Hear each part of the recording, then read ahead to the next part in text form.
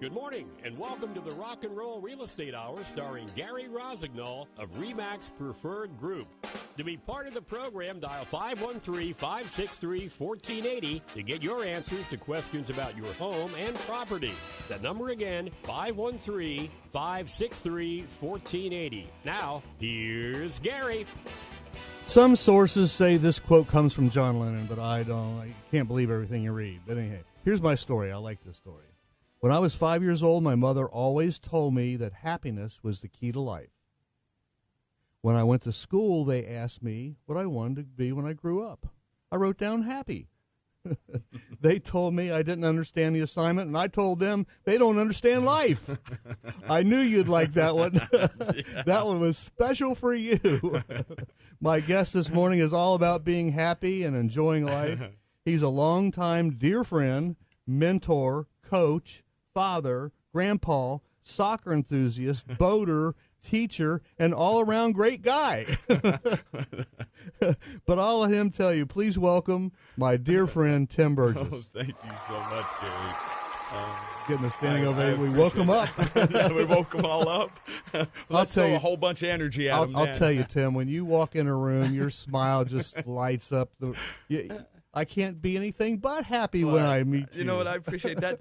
This book, the book we're talking about, where the crow came from, Think and Grow Rich, is what's made the massive difference in my life. Yeah. As it has yours. Oh, absolutely. You know? Absolutely. Yeah. All right. I was talking with my wife last night, Yeah. and she saw the book sitting out. Of course, I sits out. She says, "You got Tim on them." I said, "Yeah." She said, "A reading from the Gospel of Napoleon Hill according to Tim Burgess." How's that? I love that woman. I do too. I loved her first. Well, I hope so. Yes, you did. And more, I'm sure. But for those that are watching on Facebook and LinkedIn, there's the book. This is an old one. Yeah, this is one of the newer copies right here, if you want to show that one. That's the one that shows up. But this book, it's about finding your passion. It is. What the book is really all about is it's about why wealthy people are wealthy, why broke people are broke, and what's the difference between the two groups. I mean, when you break it down to the simplicity of it, that's what the book does. And it talks about, the massive successes of, Carnegie and Rockefeller, Vanderbilt, Henry Ford, all of that stuff's in there. Well, you can fast forward to anybody today, and it's the same thing. Right, it's the same principles. It's the same and laws. And they probably read the book. Most of them have, and they actually promote it. Yeah, Absolutely. Yeah. I like little quotes, and this one came up, and I thought of you on this one. Chase your passion, not your pension. If you're not doing what your passion is, and most you people are putting it on layaway. Yeah, you are putting it. Yeah. Most people are chasing money, and when they chase it, what they don't understand truly is they repel it. And it's running away from them. What we want to do is chase our passion and then let the money chase us. Yeah. And I know you learned that. You learned that big time going back, how long 9 years ago, 10 years ago, something like that? About 10 years, yeah. And what happened in your life and your career when you just adjusted your mindset a little bit? Working. You were working, all right, brother. This quote says, "We do not quit playing because we grow old. We grow old because we quit playing." That's a fact. Think about it. And there's a new agent in our office, and I asked him, I said, "What do you do for a hobby?" He goes, "Oh, I don't have time for that." I said, "I know right where you are. I've been there, done that." You got to have an escape. You got to have a past, something that just you wake up thinking about. Absolutely. And it's not real estate. Not real estate, or not whatever that profession is. What do you really? What's your passion? Now, your passion can be real estate. I know yours is. Your passion to help another person get an outcome that they're looking for. It's not about you getting the income. You don't get the income until they get the outcome. Right, exactly. So the passion there certainly could be about what else do you really want to do to serve another person? And my clients finally get it because I preach this to them. Yeah. I called you yesterday morning, and I was in a quandary. Yeah. I'll tell you how the day turned out. After talking to you, the gratitude list, I wrote some grateful things down. Yeah. I called my brother back. Yeah. I got him to understand and passionately. Okay. And he was helpful and grateful that he was not going to get the job done the way he was hoping to. Right. And then I found, took it to Ulmer's Auto Care. They had a loaner car. I'm driving their loaner car. And they're great people. Yeah. And they're coming on the show next. Oh, they're on the show next. Yeah. So basically, all you did was you adjusted your mindset a little bit. You were in a quandary of negativity. Mm-hmm. Yep. You had some frustration energy going on inside of you, which is no good because you can't get a good result with a negative thought process. It never has happened. And all you did, I didn't do it. You did it. You just took your energy and you adjusted it a little bit. Then I was ready to talk to this client that had bought a house and she wasn't real happy. Yeah. She wanted to get out of it. So okay. I'm not an attorney. I don't help people get out of contracts. I help them get into contracts. And I explained that to her. I says, but you're my client, and I got to follow your lawful instructions. That's right. And you want to get out of this, so I'm going to help you. But if it gets to a point where I can't give you the kind of advice you need, I may say you need to talk to an attorney. Yeah. So I had a good rapport with the other agent. Okay. Talked to her. Yeah. Heart to heart. Yeah. Sent the form. The seller signed it.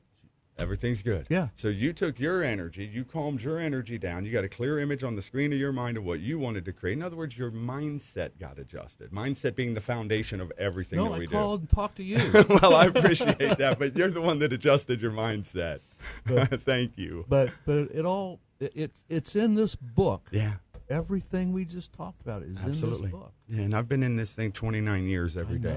February of 1996, I received the instruction to get a copy of Think and Grow Rich, and the quote was, study a little bit every day for the rest of your life. Now, at the time, I had quit school in the 8th grade, wandered around 16 years, and I was lost, and then I get this instruction. I thought the guy was nuts. Yeah. However, he had a collection of Lamborghinis and the world's largest mega yacht, or fastest mega yacht, and he had estates, and I don't care about all that stuff, but he had freedom that I didn't have, so I thought maybe I should listen to him. So I did. So I picked the book up, and quite frankly, for the first 3 years, probably, I didn't understand much of anything in the book. Oh, no. You can't. It's not a novel. No, it's not you, a novel. You don't read that book and put it on the shelf and let it collect dust. No, if it has dust on it, you ain't working it. That's a fact. I'm looking at yours. It's the binding's all messed up. You have all sorts of marks in it. And this one of mine, I mean, it's literally falling apart. And that's what a book should be. Marks. I've got highlights. It's all. That's the way a book should look. Because now you're using the book. A book sitting on you said it. A book sitting on a shelf collecting dust is no good. No. So this book was so instrumental in my life. And then for 10 years I had studied this, and then this one came into my life. Oh yeah. You Were Born Rich by Bob Proctor. Now, I haven't read that as religiously as this one. Bob has been studying this one every day since 1961. I know. And all he did was simplify it a little bit and then magnify it so we could understand it a little bit better. Bob Proctor live. Oh, several You're times. always in the front row. Well, unfortunately, Bob passed a few years back, and that's near. That man was so near and dear to my heart, man. He is the one that brought clarity to Think and Grow Rich. I was reading it, studying it, but then when I started studying Bob's material, now all at once clarity is there, and I understand what Napoleon's talking about. Now I can implement it even better, or help you implement it better by teaching the principles, because that's my love and my passion, is to help another person become more than they would have become without this. It's amazing. I told Mary Jo, I says, Tim's coming down and doing my show. Then you're going to do what, 5 soccer games? Yeah, we're going straight up to a high school in Finneytown. We're going to run five soccer games this afternoon, and then we're going to run 5 more tomorrow. And you're not coaching? No, I'm actually reffing the games. You're refereeing, yeah. We're running 15 games next weekend. Wow. Yeah, it's they're shorter referees. Everybody. And if you're listening, if you're a parent and in sports and all, do us all a favor. Just cheer. Now let's wrap the sports thing into Think and Grow Rich. Yeah. The son says, Dad, I want to get to play more. Dad says, that's simple. Son says, really? Dad says, yeah, get better, work harder, be coachable, keep a great attitude, pick up your teammates, and earn your spot. Wow, what a concept. Yeah. What an idea. Be coachable. Pick up your teammates. Pick them up. Yeah. The thing there, be coachable, I hope everybody hears that, because as adults, sometimes we become uncoachable. Mm-hmm. And let's be brutally honest, sometimes we need the adult slap.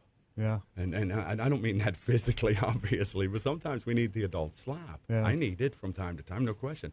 But we need to be coachable, because everybody who's going anywhere in life, they're coachable people. When you think you know it all, you don't know anything. Exactly.